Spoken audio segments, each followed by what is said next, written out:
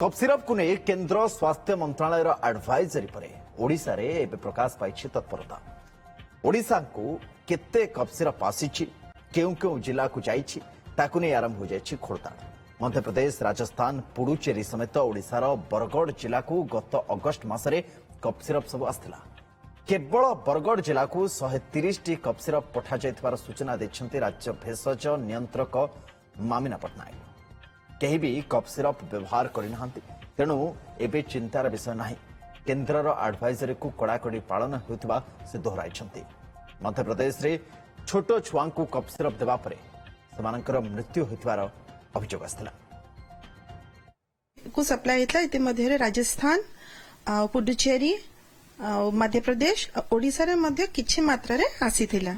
आमर डेटा हिसाब रे मात्र 130 टी नंबर ऑफ कप सिरप आसीथिला। दैट टू ओडिशा रे वेस्टर्न ओडिशा रे बरगढ़ को किंतु काहा को दिया हेनी आउ होलसेल लेवल रे ही आमे तांको फ्रीज कर देजो। मतलब फॉर्म 15 इश्यू करा हे जायछि। तेणु आमर किछि पैनिक हबा को नाही।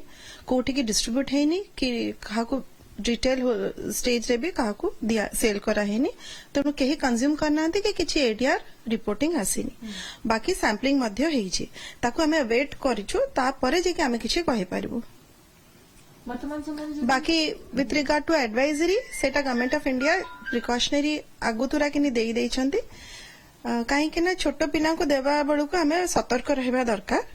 आउ फर्दर आउ अन्य कोनोसी कफ सिरप रे काळे केबे किछि हबो बोली जेहेतु सेंसिटिव से माने सब दिन को प्रत्येक एलोपैथी ड्रग रे किछि ना किछि साइड इफेक्ट थाए।